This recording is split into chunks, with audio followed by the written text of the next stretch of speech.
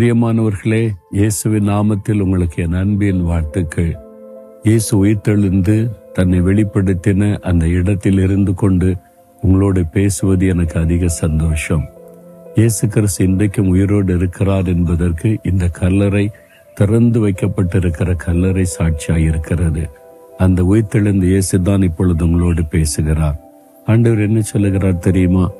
84 சங்கீதம் 11 வசனத்துல, உத்தமமாய் நடக்கிறவர்களுக்கு நன்மையை வழங்காதீரார். உத்தமமாய் நடக்கிறது என்றால் குற்றமற்ற ஒரு வாழ்க்கை வாழ்வது. தானியேலை குறித்து தானியேல் 6 அதிகாரத்தில் வாசிக்கும் போது, அவர் தேசத்தில் ஒரு பிரதம மந்திரியாய் இருந்தார். அவரை பகைத்த சத்துருக்கள், அதிகாரத்தில் உள்ளவங்க தானியேல் மேல் பொறாமை கொண்டு ஏதாவது அவனை குற்றம் கண்டுபிடிச்சு வேலை விட்டு அனுப்பிடணும்னு சொல்லி அவனை கவனித்தார்கள். எந்த குற்றமும் கண்டுபிடிக்க முடியலையா. வேலைக்கு டைமுக்கு வருவாரு, கடைசி வரைக்கும் வேலை செய்வார், உண்மையா இருப்பார், ஏமாற்ற மாட்டார். அதனால எந்த குற்றத்தை கண்டுபிடிக்க முடியாம திணறினார்கள்.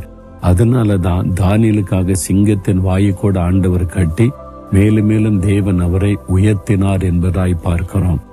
ஆபிரகாமுக்கு ஆண்டவர் தரிசனமாகி சொல்லுகிறார், ஆபிரகாமே, நீ எனக்கு முன்பாக நடந்து கொண்டு உத்தமனாய் இருந்தா நான் உனக்கு கேடயமா இருப்பேன், உனக்குரிய பலனை தருவேன், ஆசீர்வதிப்பேன் வாக்கு கொடுத்தார்.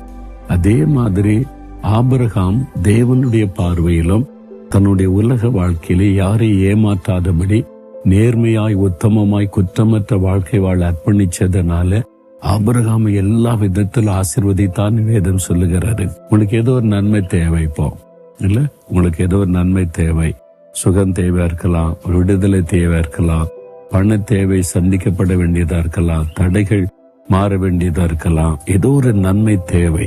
அது உங்களுடைய மனதை பாதிக்கிறது. ஆண்டவர் சொல்ல, அந்த நன்மை உனக்கு தருவேன், நான் உனக்கு வழங்குவேன். ஆனா ஒரே ஒரு காரியம், உத்தமமாய் நடக்கணும். உத்தமம்னா என்ன அப்படின்னு கேட்டா, பிளேம்லெஸ் லைஃப், குற்றமில்லாத ஒரு வாழ்க்கை. அதாவது நீங்க ஒரு வேலை செய்தீங்கன்னா அந்த வேலையில உண்மையும் உத்தமமா இருக்கணும், குற்றமில்லாமல் நடக்கணும்.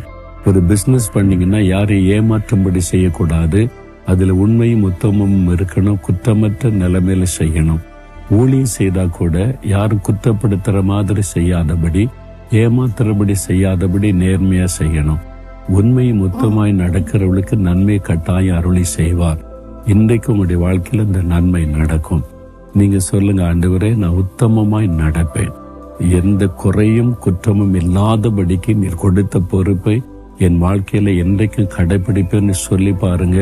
உடனே நன்மை நடப்பதை நீங்க பார்ப்பீங்க.